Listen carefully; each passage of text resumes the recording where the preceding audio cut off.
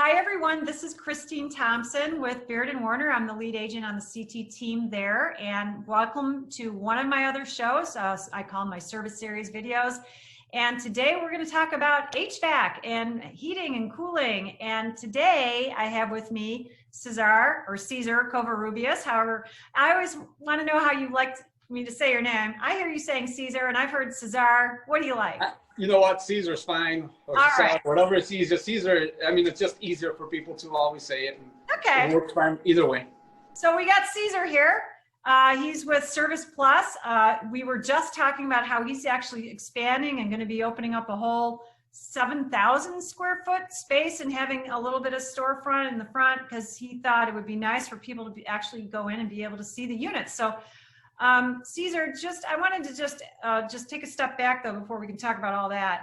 And any recommendations to people owning a home as far as maintaining so they can get as many years out of their system as possible? What are your recommendations? Oh, definitely one of the biggest recommendations, and it's the easiest one, is to make sure you always keep your air filter replaced. Depending on what kind of air filter you got, whether it's a 1-inch thick filter or a 5-inch thick filter, you just got to make sure you have the right filter in there and it constantly gets changed. Because what happens when those filters get plugged up with dust and dirt from that flows around the house, they start overheating your equipment, which start causing problems that shouldn't be caused if we just replace the filters. That's normally the biggest thing that we could ask is make sure that your filters, you always have a clean, fresh filter. And another big recommendation that I always tell everybody is, now it started getting cold here in Chicago now, in the Chicagoland area, but go downstairs and turn on your furnace. I know a lot of people always like to hold on to the last minute because they could say, hey, you know, I'm not going to turn on my furnace until it gets extremely cold. Yeah. Well, you want to test run it before it gets extremely cold, because when you turn it on, if it's not working and it's extremely cold, then getting somebody out to service your equipment becomes a lot more difficult because everybody's running all over. Oh, yeah. Oh, for sure. Test fire and make sure you have a nice fresh filter right before the season starts. So going back to the filter thing, you know, you're saying change it off, and everyone has a different definition of that. How do they know when it's the right time to change the filter? Should they pull it out and take a look at it? Like, and how dirty should it be when they change it? Or should they just stick to a certain schedule based on the type of filter that they're buying?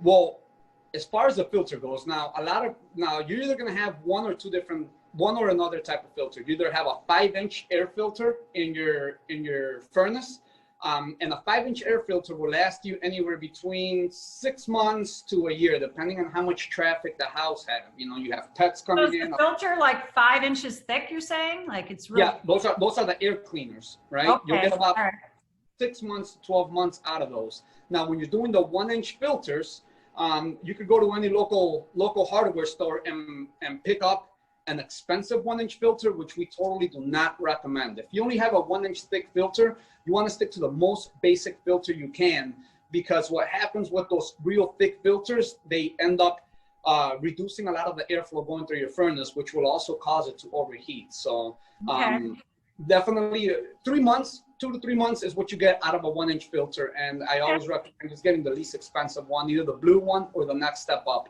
but no further than that, because they'll sell you filters that will say they will stop all these airflow particles and everything, but it's like kind of putting a piece of cardboard in front of your furnace, and you don't want to do that. If your house needs extra filtration, you got to go to an air cleaner, which would be a 5-inch filter. Okay. What about people that have cats and dogs? Depends on how many.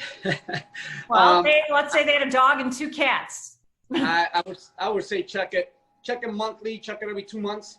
So you could kind of start gauging how often you should be checking. If you pull out that filter, and if it was a white filter before you put it in, and you pull out the filter and it's full of dust and a lot of dust mites and particles, you want to start changing it sooner than that. Okay. Now, if you pull it out and it still looks just a little bit dark, it's still got a little bit of life left in it.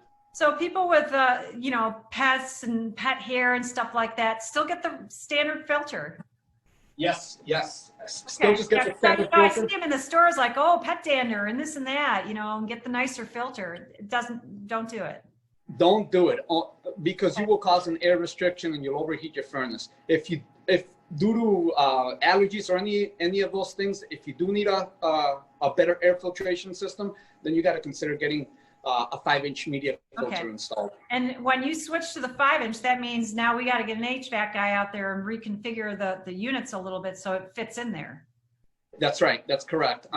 Because the slats that a 1-inch filter fits in is this big, and to get a bigger filter, we need about a 7-inch slat in it. So the ductwork has to be remade and everything, and luckily we're able to do that for anybody. Now I got another question, and I know this is probably a stupid question to you, like really, Christine, but a lot of times people are like, well, there's a little arrow on the filter. Which way should it be, pointing towards the duct line or pointing into the furnace? I have something that I could show you. Okay. It'll show you. I could explain it right here. Because a lot of times there's no direction on the furnace, and with the little slat of like, which way do you slide the filter into it? Like, well, the airflow. Normally you have a return air coming this way, where your filter would go in here. Right. The airflow always goes into the furnace. The filter is stopping the debris from going into your furnace cabinet. So it's always pointing towards the furnace, the arrow. So the arrow on the filter should point towards the furnace. Yes. All right. Finally. Yeah. Now there's a couple of different, furnace configurations. Like if you have a downflow furnace and the filter will be on top of the furnace, you still want to make sure that that arrow points down into the furnace. Okay, so the arrow should always be pointing towards into the furnace, not into the duct line. Exactly. All right. Okay, perfect. What about, I get buyers and they're doing a home inspection, and the home inspector looks at the serial number and they can find out what year it was manufactured. And I've been told sometimes, well, it could be sitting in a warehouse for a year before it's actually installed. But it gives a little ballpark on age. And, let's talk about expected ages of furnaces. Does it matter with the brand, the capacity, all of that, instead of just purely the age on recommendations of expected age, life expectancy? Of course. Now, most manufacturers, it doesn't matter who it is out there, they're always usually give anywhere between 15 to 20 years of lifespan on that furnace. Within those first 15 years, if you keep a good amount of maintenance, you'll get closer to the 20-year range before you start losing parts. But usually your lifespan is going to be anywhere between 15 to 20 years with a well-maintained system. Okay. Is it possible to get more than 20 years out of it if you were like really on it and really took care of that furnace all those years? Of course. It's kind of like when you have a car. If you take really good care of it, you could get 200,000 or 250,000 miles out. Yeah. But what happens is when furnaces start breaking down, especially if you have a major repair after those 15 to 20 year line marks, you'll replace a big component and you'll put a new component, and that component will work now, but everything else inside of that furnace still has that wear and tear. Now, we've seen furnaces that are sometimes even 30 years old, but those furnaces are very, very, very inefficient. The technology in HVAC equipment has gone up significantly. So you can hang on to a furnace that is really old. It's just very inefficient. Okay. And then I've also heard a lot of times like, well, if you're going to be replacing your furnace, you might as well replace your AC unit at the same time. Is that absolutely necessary? It's not. The reason why it's usually recommended that you replace the furnace with the AC at the same time is because when we go in there and let's say we're replacing the furnace, we have everything already torn apart. So you'll end up saving money by replacing the AC when you replace a furnace just due to the savings in labor. Because once you have everything taken apart, it's a lot easier to install the AC than do the furnace, get everything put back together, and then come back the following year, you have to retake everything apart to get access to the air conditioner. Okay, so it's more about the access, because I always, was told like, well, no, the cooling coil or whatever it is, you have to change that. So it means you have to change the AC because, it's not going to work anymore. So that's not true. No. If the AC is working, as long as whoever installs your furnace pairs the furnace correctly with your existing air conditioner, you can still get it to work. So how does a homeowner know that, they're gonna call up some HVAC guy, hopefully you, and Hopefully. they're told, this is the kind of furnace you need. How's the homeowner gonna know that's compatible with capacity or whatever it is? I'm not a technical person with all this, that it's gonna work well with the existing AC that they're gonna keep. So a big important thing that you should ask out of any HVAC contractor that goes out to your house, how they size the equipment. Now, we perform what's called a manual J, which is, it's a report that we draw up on the house. We measure up the square footage and are able to properly size the equipment that's there right now. Because when we go in, not because the equipment has been in there for many years, doesn't mean it's sized properly. If you have incorrectly sized equipment, you have a lot of cold and hot spots around your house. So it's very important that it's sized right and it's sized adequately to your air conditioner if you are going to be keeping it. Because you can't put an undersized furnace with an oversized air conditioner, because that will equal nothing but problems. Okay, would the furnace just be working too hard or something? And if you don't, so the air conditioners, depending on their size, need X amount of cubic feet of air going through the coil. And if your new furnace that you install is not producing that minimum cubic feet of air that air conditioner requires to operate, you could have freeze ups or just incorrect cooling across the top of the coil. And if you have too many CFMs going through there, so if you're doubling the speed or something, then you'll still have a unit that's not working properly. But that's why it's important to perform a manual J to make sure that the equipment is sized properly to the home. Okay. And now talking about size of equipment and square footage, I help buyers purchase luxury homes, and we're talking 5,000, 4,500 to 7,000, 8,000 square feet. Yes. And I've heard some differing opinions from builders saying, you know what, if you have the right size capacity, you don't need to have the dual zone. What's your opinion on that? It's all about comfort.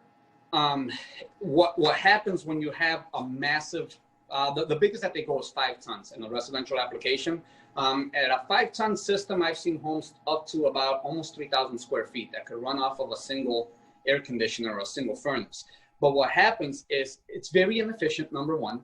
And number two is a little bit uncomfortable, because you're heating and cooling the whole house throughout all day. So while everybody's sleeping at night, if they have a dual zone, they could keep the downstairs at a little bit of a cooler temperature in the winter or a little bit of a warmer temperature in the summer, and just keep the upstairs at a more comfortable space. Okay. But when you have only one system going through the whole house, you gotta heat both floors. And usually when it's a massive house and it only has one system, air takes the path of least resistance. So if the ductwork isn't well designed, you're gonna have some areas of the house that are extremely hot and some areas of the house that are extremely cold. Even with a 2,000 square foot home, if the ductwork isn't designed right, you'll have a lot of hot and cold spots upstairs, and downstairs will be like an oven at times. Right. So if a house has a 3rd level finished, you think that 3rd level should probably have its own system, just because like you're talking like 3 levels up, and that's a lot of air movement. We would recommend a 3rd system or a 2nd system if you do have a 3 stories. What about, like, if you had a house and you did say, hey, you need a dual system, if someone was building a house and they're hearing differing opinions, what would be your opinion? Should one of the systems be in the attic and then one in the basement, so that way you're coming at it from different ends to attack the 2 or 3 floors? It all depends on the layout of the house, and it all depends on if they're building it. They could do it either way. If they had the option to do it either way, would you say? I would say in the attic. Set the 2nd floor unit up in the attic, so you got less push that the furnace has to do to get the air to where it needs to be at. You just got to make sure that all the ductwork is properly sealed and insulated to make sure it runs efficient. All right, cool. Well, this is a lot of information. I hope I was able to help somebody. Oh, absolutely. Do you have any, before we sign off, do you have any final tips or things for homeowners to be thinking about, or things that a buyer should be looking for as red flags? Well, a thing